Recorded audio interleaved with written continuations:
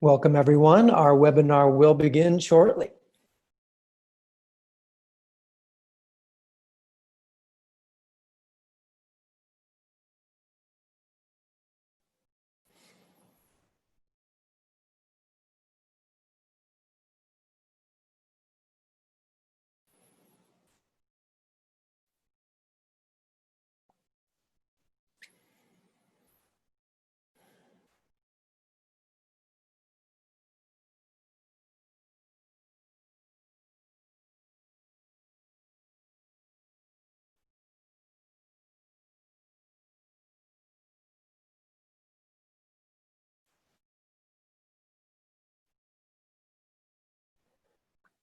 Hello, everybody, and welcome to today's online discussion, Examining and Mitigating Implicit Bias. I'm Kevin Kelly, Academic Director at the Association of College and University Educators, or ACUE.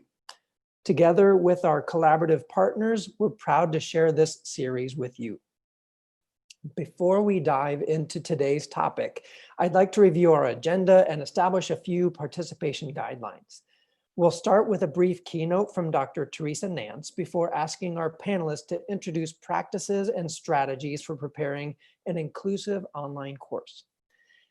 And we'll reserve most of today's session, about 35 minutes, for discussion and a Q&A with you. Our goal is to have an interactive conversation focused on this topic with practical ideas and suggestions for your online teaching. Please pose your questions in the Q&A function that we'll moderate and discuss with our panelists. Toward the end of the hour, we'll share how we can continue the conversation online and share some additional resources to support your teaching. At the bottom of the Zoom window, you'll see a closed caption button. If you'd like to use this feature, select closed caption, then choose show subtitle, view full transcript, or you can change the subtitle settings. I also want to let you know that we'll be asking for your feedback as our time comes to a close. So please take a few minutes to share your thoughts so that we can be sure to continue providing you with the most relevant resources and information. We'd like to get a sense of who's who in the room today. So you'll see a poll pop up on your screen. Please select the item that best reflects your current role or the role you primarily play at your institution.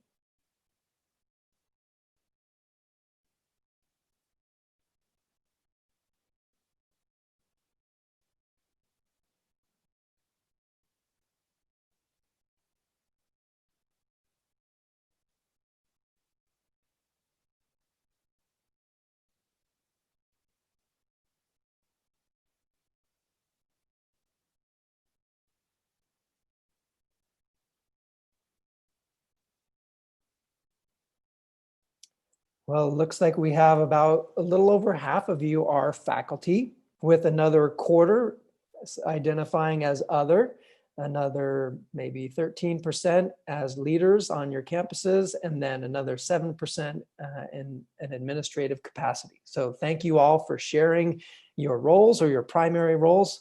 And with that, I'd like to start our discussion and welcome to it Dr. Teresa Nance, the Vice President for Diversity and Inclusion and the Chief Diversity Officer at Villanova University. She'll spend the next few minutes setting the stage for our conversation today before joining us later for our Q&A.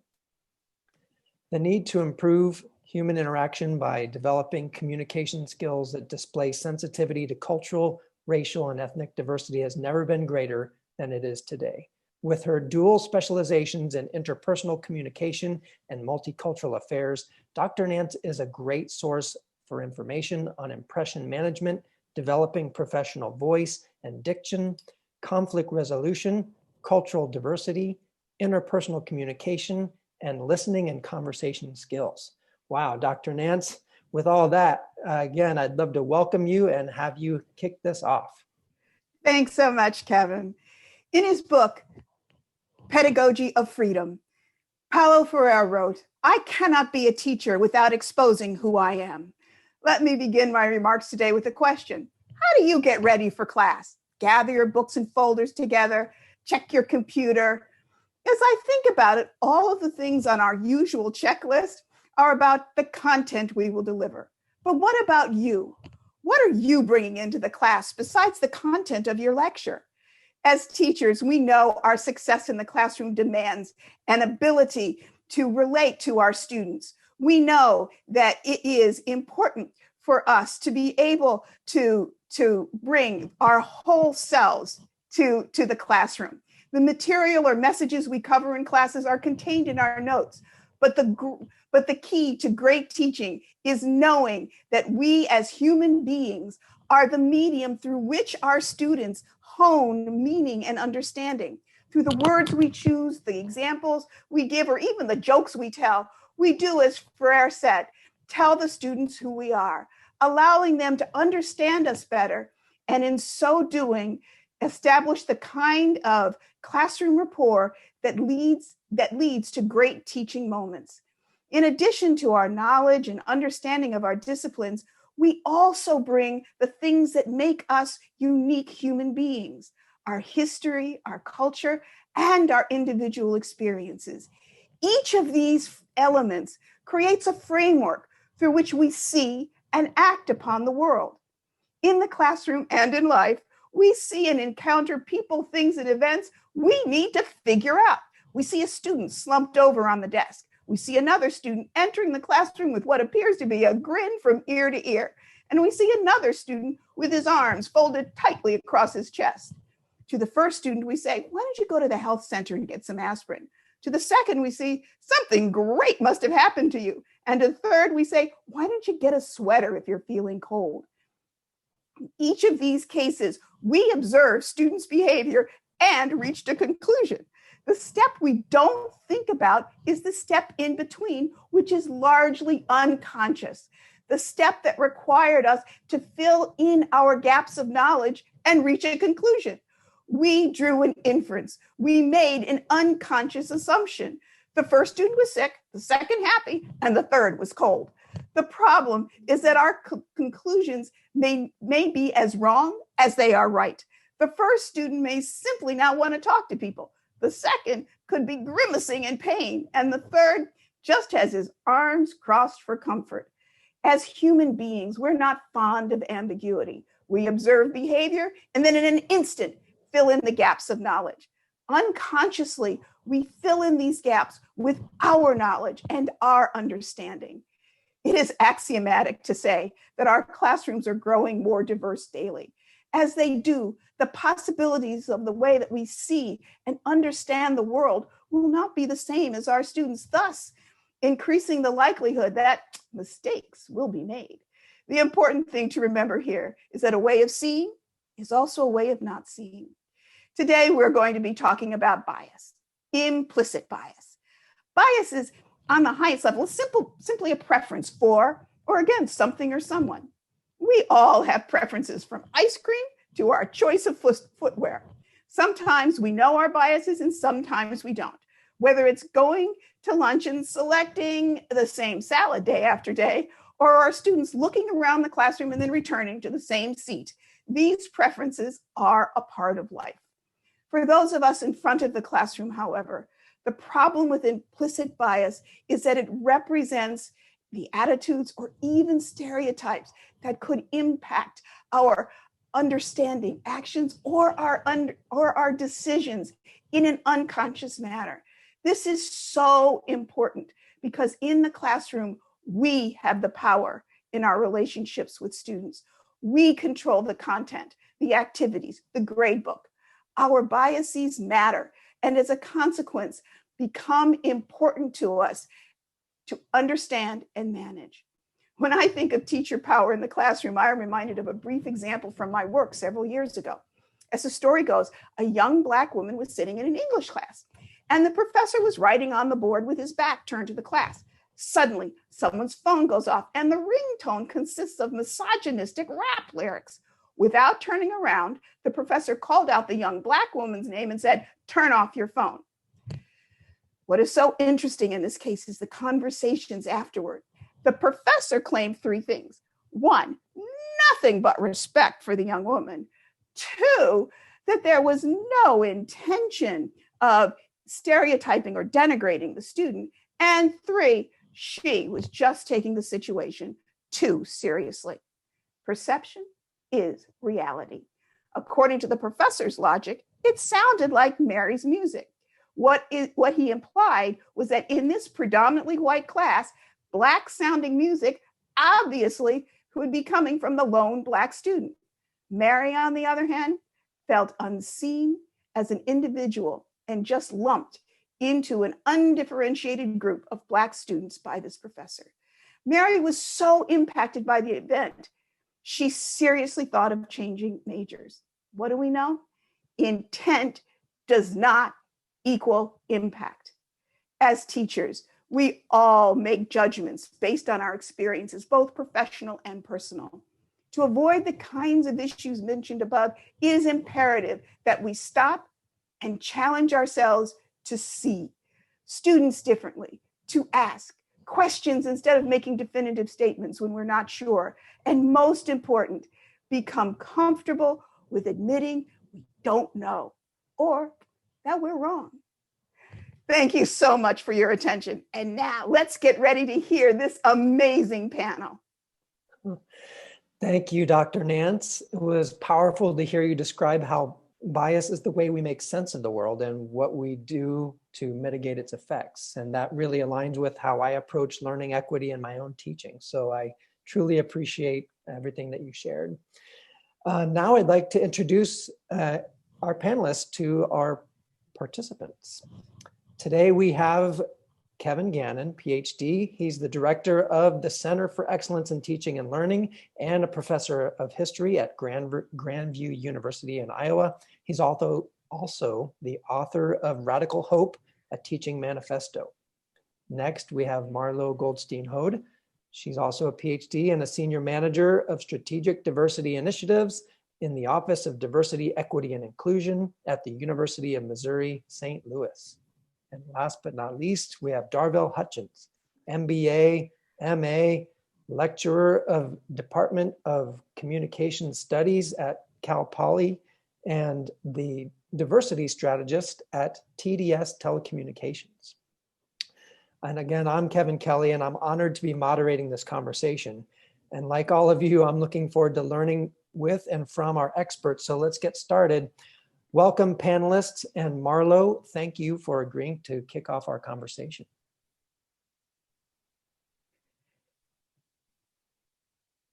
Hi, everyone. I'm so excited to be here today to see so many of you, or not see you, but imagine you out there in the audience. We are in academia, so we know it's always important to start by defining our terms. And that's particularly important, I think, with the term unconscious bias or implicit bias, because these terms are often misused or conflated with other terms such as prejudice or discrimination. And so I want to take a few minutes to kind of clarify what this term is and what it isn't. Starting with the terms unconscious bias and implicit bias, I've been reading on and researching this topic for several years now, and I haven't actually found in the literature a distinction between the two. They seem to be used fairly interchangeably, maybe depending on what discipline the research is in. So if anybody knows of a distinction, anyone in the audience, about which is more correct in what context, I'd love to learn with you. So just some basics. This is kind of the 101 of implicit bias. Oh, sorry, could you, yeah. Okay, so the first thing is everybody has implicit biases. Doesn't mean you're a bad person, just means that you have a brain. Next one. Because our brain are these amazing computers that use cognitive shortcuts to sort and categorize information really quickly. And the way that it does this is by associations. We have a lot of information stored in our brain, and when we encounter something or someone, some piece of information that needs processing, it associates it with something that we have stored in there. I think, as was mentioned, we have both positive biases and negative biases. And both of these are worthy of our attention because even our positive biases can perpetuate and create inequality. For example, when we think about who we prefer, who we're going to recommend for a position or a mentorship program. So it's important to be cognizant of both of these biases. Next one. Some are, as was mentioned already, where some of us are very aware of the biases, our preferences for things like chocolate ice cream or certain kinds of music, but, and that's fine, but the issue are the biases that are operating under our conscious level of awareness. And this is where it's really a struggle for people, because a lot of times our unconscious or implicit biases conflict with how we feel consciously. One story that I think really illustrates this, I don't know if y'all saw this, it was a big story some years ago on Facebook, and there was a white father who had adopted an African-American daughter. And in the video, he's talking about, the light of his life and their wonderful relationship and how much it hurt him to have the talk with his daughter. And if you are any African-American parents or parents of color out there, you know what this talk is, right? Where you have to say to your child, you are the most wonderful thing in the universe, and some people might treat you poorly based on the color of your skin. So he talked about having to have this talk with his daughter. And then he says, and then soon after that, he was walking down the street, comes upon a bus stop. There's an elderly white lady sitting at the bus stop, and coming down the street was a young black man towards the bus stop. And his first thought there, his initial inclination was like, oh, I should hang back a minute and make sure that everything is okay. And then his second thought was, oh my God, I cannot believe I just did to someone's son what I'm terrified and horrified that someone's going to do to my daughter. And so he posted the story on Facebook to raise awareness. No matter how much you feel consciously, there are some unconscious biases that can impact your behavior and actions. And this is what we need to be conscious of. And the final thing I'll say about this is our biases, as we mentioned, are these cognitive shortcuts. They're actually sort of neural pathways, and they cannot be overridden, but they can be overridden, but they cannot be overwritten. This is my famous quote. You can quote me on this.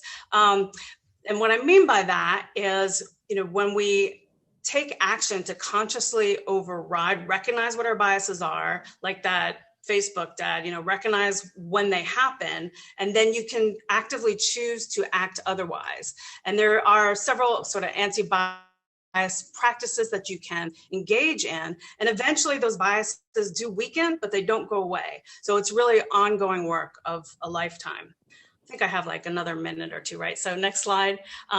This is just a real quick, we're gonna send you this resource, but as I mentioned, our brains are these amazing sorting, categorizing, associative mechanisms. And we'll send you this link, but there are almost 200 cognitive biases. Now, I will say that these biases come into play when we have too much information, not enough time. And if you dig down and read these little biases, they're not all about race and gender, which are the ones that we talk about most, the ones that there's the most research on. But race and gender are sort of these meta biases, these pieces of information that are stored in the brain. And so when we're making these assumptions, judgments, decisions, in some of these contexts, that's where the racial and gender biases may come into play. Next slide. And so the important thing is to, one, recognize that you have biases and do some work to figure out what those are, but then also be really cognizant of when you're in situations where these biases might come into play. And these will be situations when, let me know if any of this sounds familiar. These will be situations where there's a shortage of time, you need to make a quick decision, where there's personal or environmental stress or multitasking. This means that you can't fully focus on the decision that you need to make. Also routines, when you're on autopilot, this is a typical situation where a faulty assumption or judgment might come into play. Or as we just said, when there's too much information or incomplete information. So thinking about all the daily tasks you do in grading papers, interviewing students, meeting with students. So a lot of these are situations that should call your attention to the potential for bias. And I think I just have one more slide. And so finally, just to talk about some of the things that you can do. As Dr. Nance was talking about in the beginning, you're being take a moment to think about your thinking. The 3 students in your classroom, you've made some very quick judgments about what they are thinking, feeling, or what they're doing. I'm just thinking about perhaps you have a student, a young student, maybe a young Latino student, with some tattoos, and you notice that his assignments are either coming in late or coming in with a lot of mistakes. And so you might make some very quick assumptions or logics about why that is happening. So your first step is to just take a step back and be like, okay, I'm making an assumption that, that he can do the work, that he has all the skills and tools and materials that need to complete these assignments on time. So my assumption is that he's making the choice not to do that. Now we might stop and ask some disconfirming information. What other things might be happening in this person's life that might preclude them from completing the assignments on time or making these mistakes? And then, of course, it's always important to get an outside perspective, right? 2 heads are better than 1. Talk with a colleague. Maybe even some other students, respecting all FERPA regulations, but right, how you're certainly missing something in the situation. So talking to someone can help bring in new information. And I think that's all. I hope I didn't take up too much time. Thank you, Marlo. I appreciate that you mentioned that not all biases are about race and gender. And then that last slide, the introduction of the concept of assumptions as well. I was just looking at the Yale Center for Teaching and Learning website the other day, and they shared a common assumption for online teachers is to believe that students know that they should ask for help when they need it and that they know how and where to go to do that. So I know we have a lot of online instructors or instructors who have been pushed online due to our current circumstances. And so these ideas that you've shared have really helped to clarify the definitions. Darvel, how would you like to build on what Marlo just shared with us? Yeah, I would say that it is such a wonderful conversation. So thank you so much, Dr. Nance and Dr. Goldstein-Hope, for starting us off. I will say that, as both of you mentioned, is that we all have bias. And I think it's important to know that as educators and practitioners of the work that we do, that we are not exempt from that. I think about my own bias and just the fact that I was socialized, right, with my bias, as well as it was developed through my lived experiences, right? And so I acknowledge that. Particularly as an instructor, I thought about some early bias that I had going into the field of academia, and this idea that seniors, right, were more prepared for the class or for coursework than some of our freshmen, right, that came into the class. Bias that maybe engineering students were more critical analytical thinkers than, let's say, some of the arts majors. Bias that students who showed up to office hours were more prepared and productive and smarter than those who didn't. And probably in today's world that those who came up, right, are more ready than those who don't come up in this virtual space. And for me, I think the question that I'm constantly asking myself is, how do I continue to work to keep myself accountable to making sure that I'm doing my due diligence to be equitable and fair across the board in terms of making sure that the students have a wholesome experience in the class and that everyone has an equal experience, even when it comes to grading. And I continue to ask myself is, how do I hold myself accountable with putting in check my own bias? And so I think about a popular qualitative and analytical, I would say, method. And I think about, in phenomenology, there's 2 different types of phenomenological research that I'm familiar with. And one of those is transcendental. And with transcendental phenomenology, there is this belief that as a researcher that you're able to bracket or you're able to stop or to cease your bias, right? That you're able to put your bias to the side so that you can focus on the holistic experience of the participant when you're doing your analysis. And when I think of that particular method, I think about some of the more recent anti-bias practices, such as removing the student's name from the paper, right? So that you can just focus on the student work without attaching the student's identity to that paperwork. Right. And so that's one approach. But then there's another type of phenomenological research, and that is the hermeneutic phenomenology. And that's this idea that you acknowledge your bias, right, in the process, and you learn to work through the biases that you have.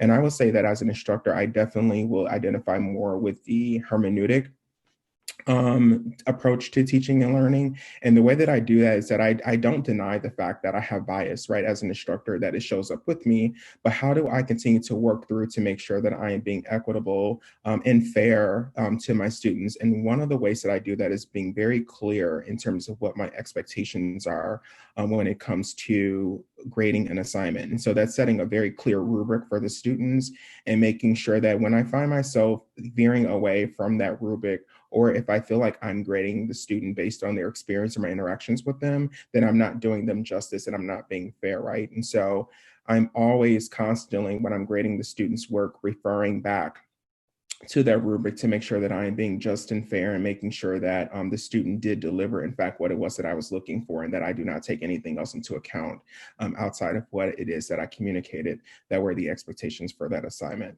And so I think it's important, for us as learners and as educators, right, to set very clear goals and expectations for the course and to continue to remind ourselves and to reflect on the biases that we have and how can we best position ourselves to work through that with the understanding that bias is always going to show up wherever we are. It's gonna meet us in the classroom as instructors. And how do we continue to be mindful of that so that we can be more inclusive and that we can be more forward thinking and making sure that we're providing a very fair and a safe, equitable experience for the student. Thank you, Darvell. You gave some fantastic concrete strategies along with kind of adding to Marlo's underpinning about how we can see bias and understand it a little better. So Kevin Gannon, I'd like to invite you to share your thoughts as well. Thanks, Kevin, and it's a real pleasure to be with everybody here this afternoon, and an honor to be on this panel with folks whose work I'm a great admirer of. And I'd like to follow up kind of directly with what Darvell was talking about in terms of how do I, as an individual instructor, not just admit that I have biases, but become aware of what those are, where they come from, and how to work with them, and how to be in the same space with them rather than take the unproductive route of just simply denying that they exist. And in this type of work, one book that's been really influential on my own practice is Stephen Brookfield's book, Becoming a Critically Reflective Teacher. And Brookfield's idea of critical reflection, I think, is a really useful way to kind of frame the work that we're about, not just in this area of inclusive pedagogy or mitigating bias and inequity, but just as being a critical pedagogue in the first place. Because what Brookfield would have us do is not only reflect on what the assumptions and choices that we make are, but why we've made those assumptions and choices in the first place. And so the learning spaces that we create with and among our students are often the product of those choices. And if we don't realize that we've even made some of those choices on a conscious level, then we can run into some problems when it comes to parts of our student groupings, as well as issues of equity and social justice. And so some of you might be familiar with the late David Foster Wallace's story, This is Water. But I think it's a really good metaphor for us to kind of conceive of this work and the way, and I won't tell it nearly as well as he did, but he tells the story, there's two young fish swimming along through the ocean, and an older fish comes swimming towards them after a little while, and they pull up alongside one another. The older fish says to the younger fish, "Oh, what a beautiful day it is. The water feels great. Isn't it wonderful to be here in the ocean and get to swim through it all day?" And the two younger fish are like, "Okay, yeah, okay, cool, whatever," and they go swimming on past each other. And about 5 minutes later, one of the younger fish turns to the other fish and says, "What the hell is water?" And so I think the work that we're about here is, we need to A, realize that we're in the water, but then B, be able to describe that water, not just to others, but to ourselves. We're in this all pervasive practice of teaching, which is so closely tied to our own personal identity and experience, that we need to recognize we are in the water. And so for me, what that means is kind of a radical ethic of transparency, really being intentional about being as transparent and as explicit as I can with my students, whether it's about larger outcomes and learning outcomes of the course, or even the kind of nitty-gritty everyday details of a particular assignment or assessment. And I think this is particularly important in our kind of COVID educational environment where so much has moved online. What we do know about online teaching and learning is that much of it by default becomes mediated simply through the written word. And so words and tense, inflections, all of the things that we depend on in in-person teaching are now missing from a fully online environment. We have to be very conscious of how we come across in an overwhelmingly text-mediated environment. And we also need to figure out ways like audio and video, for example, that we can supplement just the use of text. One particular practice that's been very helpful for me, and Darvel alluded to the idea of being explicit about criteria and being consistent when we assess our students' learning, is the TILT framework, developed by Marianne Winklemas when she was at the University of Nevada at Las Vegas. I believe she's at Brown now, but don't quote me on that exactly. So sorry, Marianne, if I got that wrong. And what TILT stands for is Transparency in Learning and Teaching. The website, the tilthighered.com, has a wonderful array of resources and the research that backs it up. But for our purposes here, I think the important thing about this is it offers me a way to present tasks to my students by adopting a framework that talks about, what is the purpose of this task? And I put that as a heading, right? What knowledge are you going to gain and what skills are you going to develop?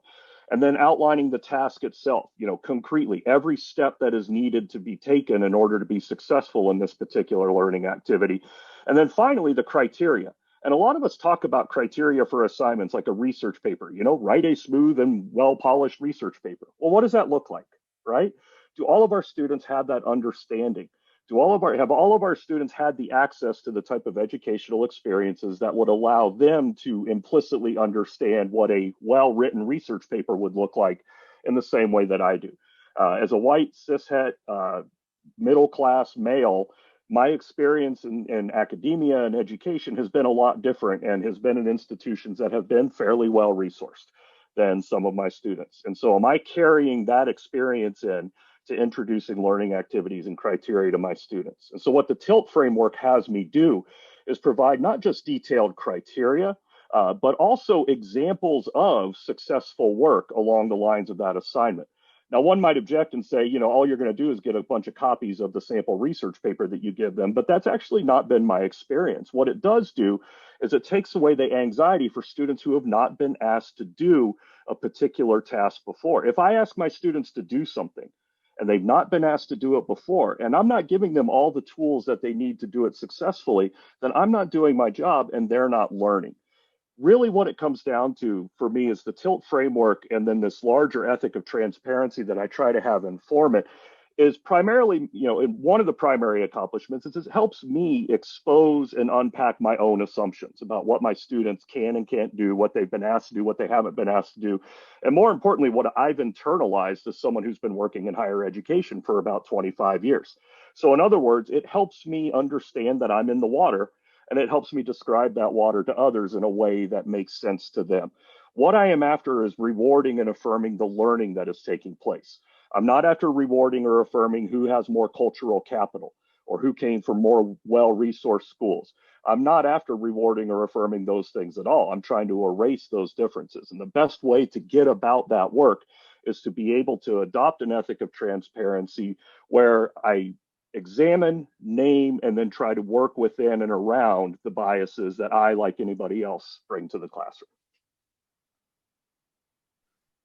Thank you, Kevin. Wow. So the three of you have really set up a great stage for some questions and answers. And I think we'll kick off with one of the most recent. Joylyn Nami has asked, how might we work to address implicit biases students have about us in the classroom? And Darvel, I know that in previous conversations, you've talked about what happens when we flip the script. And so maybe you can start us off and maybe the other two can jump in after you've addressed that question.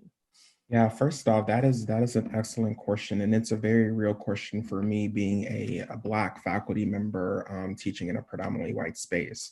It's something that I oftentimes think about. It's something that I would be honest and say that it's something that I continue to grapple with figuring that out. I go into my classroom and I say, well, what are students thinking about me in terms of my race? In many cases, I am the first, Black male professor, right, that students have been exposed to. And so I'm always thinking about the impression, right, that I make on the students. I'm always thinking about how will the student evaluate me, right, based on my race, because we know that research has shown that Black or African-American professors or people of color typically receive less or unfortunate or I would say less pleasant reviews, right, than white professors, right? And so I think about that. I think about, what would the student think about my teaching style and my approach to teaching and learning, and how might the expectations of me be different than it will be of a white faculty member, right? And so those are just questions that I go into the classroom with. And I will say that, for me, those questions, they live with me every day. And I would say that in many ways, they pressure me to communicate more and often, right? And so I'm constantly making sure that I'm spending extra time in the classroom and in today's day and space, in that virtual space, making sure that I'm monitoring the discussions, that everything is going well, that a student, making sure that I did not miss a question that a student asked, giving the students my cell phone number, right, to make sure that they always can be in contact with me. I think about just the emotional labor, right, of having to process their potential or possible bias that they may have, and how I work to implement surveys, in the middle and towards the end of my class, just to do a pulse check to see what students are thinking or how they're feeling in the class. And so I would say that, it's very real, right, that students have their bias. And so one of the things that I will say that I do is that I work to bring to light that bias. And so I tell students, I say, hey, I know that I may be the first Black professor that you have, but hey, work with me, give me a chance. This is going to be a great environment. If you have any questions, if there are any issues, let me know, what's going on. And then I also post research, and I talk about bias when I ask students to complete a survey. I put those statistics at the front of it so that they know, and so that they can put in check their own bias, so that they're evaluating me based on their learning in the class and based on the outcomes of the class, as opposed to how they see and perceive me based on my race or other identity factors that they may not see as being favorable. And so I guess for me, I try to educate and learn with the students and help them to see this as we're both in this learning journey together, and let's assume that we have the best intentions of each other. Great. Marlo, do you have anything you'd like to add to what Darvell just said in his answer? Yeah, just kind of to the last part of that question about what else, can this instructor do? And first of all, you're doing a lot. So that's, you remarked in your question that you're having them take the Harvard Implicit Association test, you have them do some reflection, you show them some research. And so I'm actually a person who does a lot of anti-bias education. And so I delved into the research to find out, is it actually effective? And what the research shows is it can be, if and only if, one, that you are aware that you have biases and have some sense of what they are. So you're doing that for your students by having to do the Harvard Implicit Association test and having some discussions.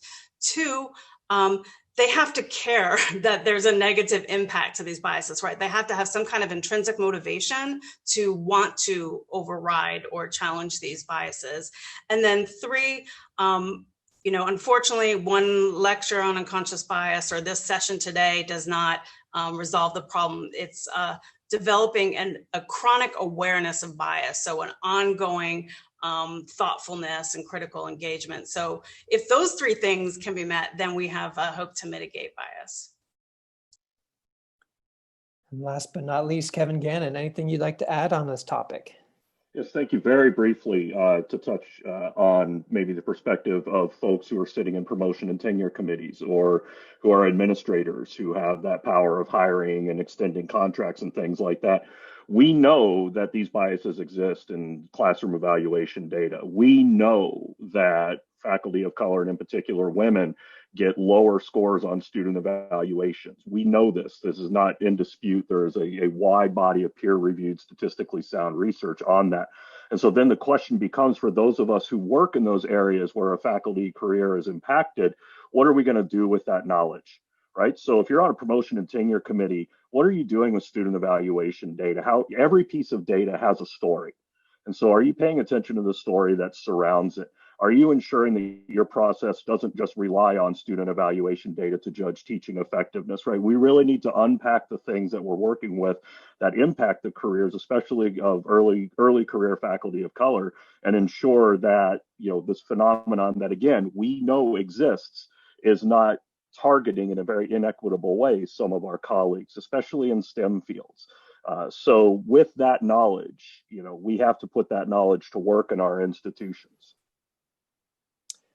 Thank you, sir. And then Darvel, in your response, you mentioned that we need to consider virtual course environments. And another participant asked, what do you believe are unconscious biases in online and or technology enhanced education? So I'm wondering if any of the three of you have an answer to that question.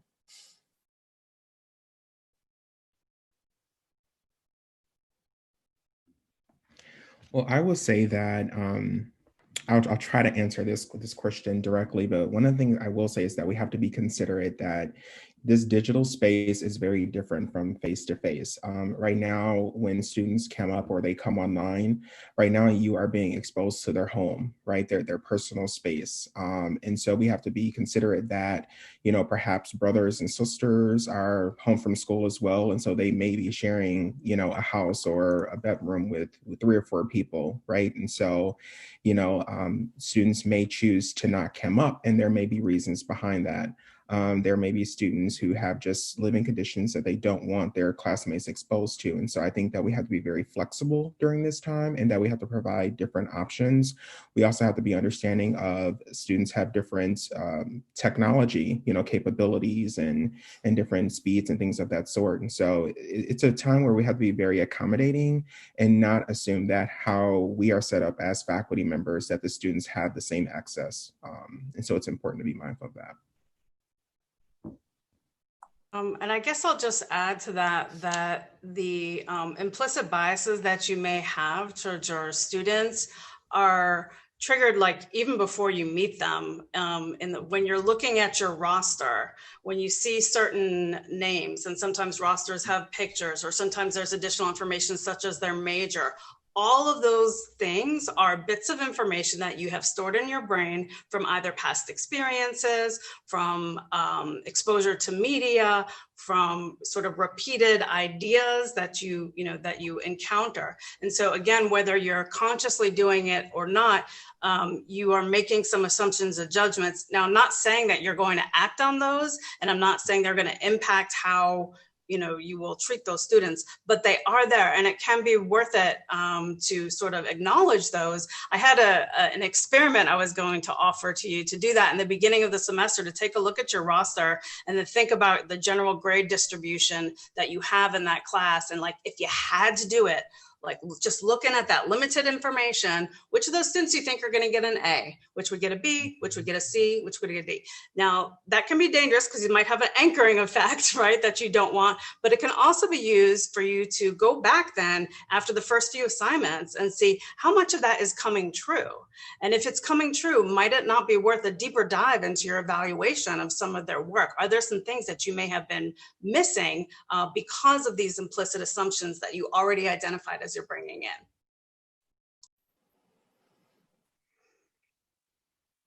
One other point that I would add as well is in their opening remarks, both Terry and Marlo mentioned, implicit biases are these cognitive shortcuts that we take, right? We fill in the blanks with assumptions that we already have. And in either a hybrid or a fully online course, there are a lot more blanks to be filled in, right? I'm teaching a HyFlex course where most of my students are just black Zoom screens with their name on it, right? And so one of the things that I think is really important for us to be doing in this environment is recognizing that implicit bias is going to have a more magnified effect because we are not connected in the ways that we would be in a face-to-face traditional quote unquote classroom. And so there's a lot of good research out there on social presence in online learning. And I think the more we're able to build in a social presence for both us and our students in an online course, the better off we are in terms of mitigating some of those cognitive shortcuts that we might take otherwise. So that's an area of inquiry I think is going to be really important. And again, back to that idea of the literacy load and mediated solely through written text, let's think about ways that we can provide more fully fleshed out three-dimensional portraits of both ourselves, but giving our students the chance to do that as well. And again, fill in some of those blanks accurately as opposed to leaving it up to other people's biases and assumptions.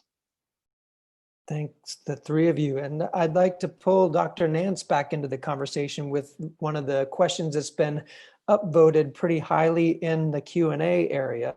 Dr. Nance, Sandra McGuire brings up that implicit and explicit bias from peers can significantly impact the classroom experience for Black, Indigenous, and people of color. And it's especially true in group work, she says. And so I'm wondering, how are you helping faculty at Villanova prepare to introduce implicit bias to students and help them become aware of their own biases toward their peers?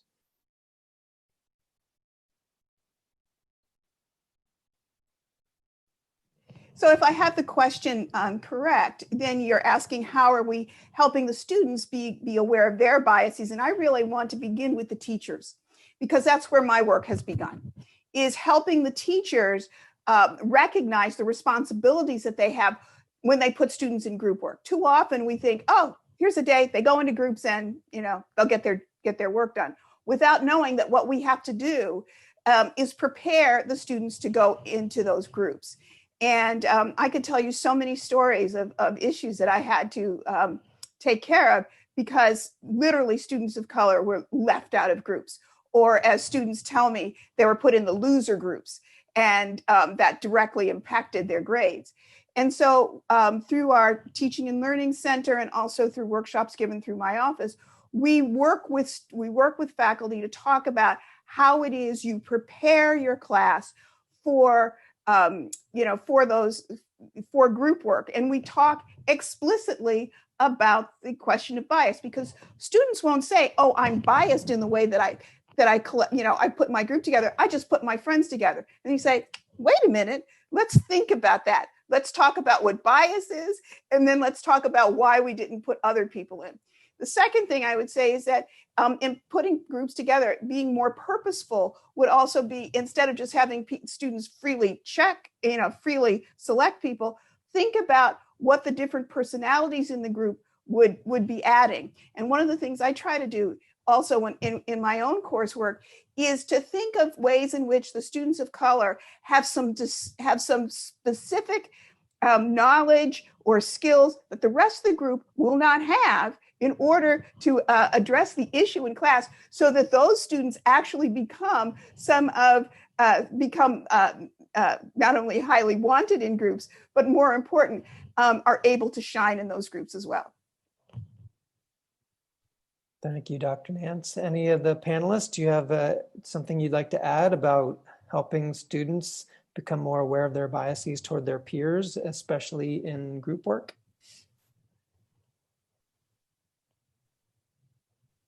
The one thing I would say here very briefly is that to do so carefully and skillfully, like this can't just be a throwaway class exercise. We're like, hey, we're in a computer lab, everybody log on and take the implicit association test online or something like that. There needs to be a lot of care that goes into creating the space where this happens, because people are going to get, from an implicit association test, for example, results that are going to make them really uncomfortable and maybe defensive. And that sort of thing can end up cratering a class rather than moving students into a space that's more constructive. And so this is where collaboration, if your campus has a teaching and learning center or a chief diversity officer or a workforce that's working on these sorts of issues, this is where we tap the expertise of our colleagues to help us figure out how to start those conversations in a classroom with students if we're not feeling necessarily experienced or comfortable or skillful enough to do that by ourselves. This needs to be a collaborative activity, I think. And I'll just sort of add on to that. It's a great point. I mean, sometimes we can get an unconscious biases in a more indirect way by simply adding more information into the brain. So for example, to group work, one of the ways that I did that in my class was at the beginning of the semester, I had people fill in a survey about what particular skills they might bring to a group, and what are some of their, hobbies and different things. And so when it came time to signing up for groups, and I did have people choose specific roles to play, but I had them look at that information so that, you want to make a group that is harnessing the diverse skills and experiences of this, of your student body here. Oh, the other information on that spreadsheet was like their work experience and, and different things. So then they're focusing in on those skills and experiences without necessarily making that association between race, gender, ethnicity, whatever it is. So giving them additional information to make choices was what I was getting at. And I will say for my class, because I teach a lot on diversity and inclusion, I would say that much of the content really does introduce the student to the concept of implicit bias or unconscious bias. And so they do, I guess through learning, they become more mindful of not enacting that with their peers. But I will also say that prior to teaching this course, I have taught other courses such as public speaking and some other communication classes. And what I typically would do is I would have students to do a silent interview activity at the start of the class. And so basically what this looks like is I will pair the students. And again, this was like in a face-to-face environment, but I imagine that you can probably do this in a virtual space. But I would pair the students with one of their peers, and there'd be like a list of questions where they don't talk to the peer, but they answer the questions. How many pets do they have? Where are they from? Like just a set of questions. What do they least like about public speaking? What do they most enjoy, right? And then after they complete the silent interview, give them about 5 to 7 minutes. And then I ask for them to speak with their peer and to get the real answers to those questions, right? And so not only does it build community and engagement, but students realize that they have biases that they come into the classroom with and that they have about people that might not necessarily be true. But then in turn, they also learn that they have more in common with their peers than they thought, right? Despite the fact that they may have some differences in terms of gender, race, and other aspects of their identity. Great, and it looks like there's a follow-up for instructors who may not be able to see easy pathways to introduce the concept of bias with respect to the content that they teach. And so the question is, how can someone who doesn't teach in social sciences address these issues with students? Quote, we're locked into our content and bringing up anything unrelated may present a problem. So beyond the things that you've all already shared, are there some strategies for introducing these topics that show its connection to students' ability to learn together? May I? Please, Dr. Nance, go ahead. One of the things, and I would speak to those of you who are in faith-based institutions, one of the things that we often call upon as members, even as the diversity officers working with classes, is that we really talk about community. And it doesn't matter what you're teaching, everybody at Villanova knows about community. So what we've really done is to really attach the very Villanovan Augustinian concepts, were run by the Augustinian friars, notions to community. And then when we begin to talk about classroom practice, talk about that we all have a responsibility to one another. And that part of that responsibility is making sure that we are including and doing that equitably. So one of the things I would say is that one of those hidden tools that you can use is actually, if you have a mission or at your university, to use that as a way of connecting students to one another. Second point I'll say is, I will talk about my bias. My bias is that diversity can never be relegated simply to the social sciences or to humanities. As faculty members, we all have a responsibility to maintain justice in the classroom. And if we're not doing it, then we're not doing our job. And I'll add a different frame, because I think, part of being effective communicators is choosing the right frame or argument for your audience, right? So in a different place, you might also frame unconscious bias, because again, as I mentioned at the beginning, people have a lot of baggage with the word bias or implicit biases, and just even saying that can raise their defensiveness.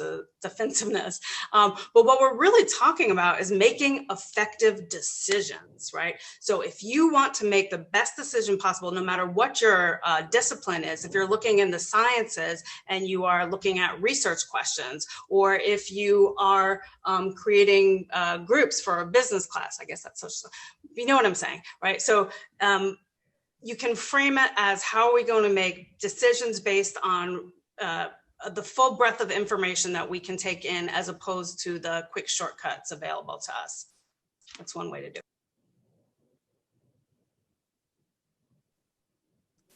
Thanks. Thank you both. And so I know we have only a couple minutes left, so I wanted to kind of end with something kind of stepping back out a little bit from that specific question. And I know we've answered this in bits and pieces throughout, but I wanted to give you all another opportunity to share an idea. So maybe we can go through all four of you to answer this last question. How do we move past acknowledging that we have these biases and move toward action or remedying their effects? What steps are the panelists and the keynote taking at their institutions, or have they heard of at other institutions? And so maybe we'll start with you, Dr. Nance, and we'll move down the line. Thank you. First of all, let me say that this has been a pleasure and so wonderful to talk about this because it truly is my passion. One of the things that we have at our institution is that we have started an intergroup dialogue program. And the real power that and for those of you who know about intergroup dialogue, the function of the program is to put competing identities, if you will, together and then teach students how to have the difficult conversations. And I think and while that may seem like that's extra and outside of the classroom, it has a spillover effect. And one of the things, in fact, we're working on now that I think we all got demands from our Black students. We actually got a demand from our Black students this summer to create a diversity course that included intergroup dialogue because they want to be able to take it into the classroom. Students know the importance of doing it. The last thing I'm going to say, and I take this from Ibram Kendi, we're never finished. That if we're really committed to doing the kind of work that we're doing, then we have to keep reading, we need to keep talking, and we need to keep learning about how to do things better. Since we're almost out of time for the Q&A session, maybe Marlo, Kevin, and Darvel, you can do tweet-sized replies, just one quick idea that people could adopt. And we'll start alphabetically with Darvel.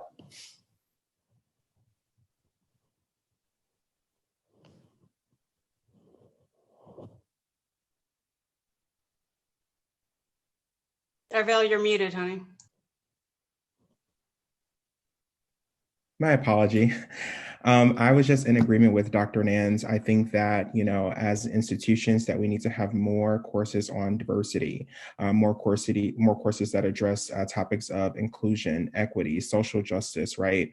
I think that we need to be looking within our institutions and our departments to figure out how can we work to go away with processes and systems and structures that are upheld through these biases, right? That may work to marginalize certain groups or to further create oppressive experiences for faculty of color. So I think that is a starting place. Is more courses, and then doing a survey of our structures to make sure that we are not contributing to that oppression. Thank you, Darvel. Kevin. So this is my challenge, especially to those out there like me who identify or identified as white. And if you're in a faculty or administrative position, you can't take the off-ramp in these conversations. And it's easy for those of us who are white to do so. And it's easy for us to say we're being objective and rational and bias-free. We cannot leave conversations that make us uncomfortable. And I know we subscribe to that theory in theory, but it has to inform our practice as well. We want our students to become, to challenge their prior assumptions. We want our students to be critical thinkers. We want our students to be lifelong learners. We tell our students they're going to be transformed by their time at our institutions. If we are not modeling that ourselves, then those are just empty words. And so I leave you with a challenge, acknowledging, confronting, and then working to overcome the effects of implicit biases, especially in principally white institutions among white faculty and staff members, is an urgent task that's before us, and we need to be about that work. All right, and Marlo, a tweet-sized reply, just a small little tidbit to take away. I'll be honest, I don't tweet. I don't have a Twitter account and I don't like it. So I don't know if I can do it, but all I'll just say is that it is ongoing work. I started this journey myself probably 8 years ago. And, it requires a lot of attention and developing that chronic awareness of bias and that willingness to look at yourselves and accept things and, just be very honest. And that's more than a tweet. And that's why I don't tweet. So thank you so much. It was great being here today. Well, I'd like to thank you and all the panelists and Dr. Nance, the keynote, for this incredible discussion. And we hope that this is just the start of a conversation. As we come to a close, we invite you to enter one word into the chat to describe today's session. Please click the link in the chat to share or go straight to menti.com and enter the code on the screen, 7527250. And that will create a word cloud that will show in just a second. We want to thank our partners for their support. We thank our panelists for their time today, and we invite you to continue the conversation online. As I mentioned, on our website, you'll find additional resources from today's conversation, including a video recording and a transcript of today's discussion, a full chat transcript and additional resources. And you'll see a survey link in the chat that's probably flown by now because of all the great things you're all adding. We rely on feedback to continue to offer the most relevant and engaging content and would love your responses. To recognize the effort, we'll select a few respondents who share their name to receive a $50 card in gratitude. So let's take a look at how you've all described today's session. I see actionable, informative, fantastic, useful, and here they are.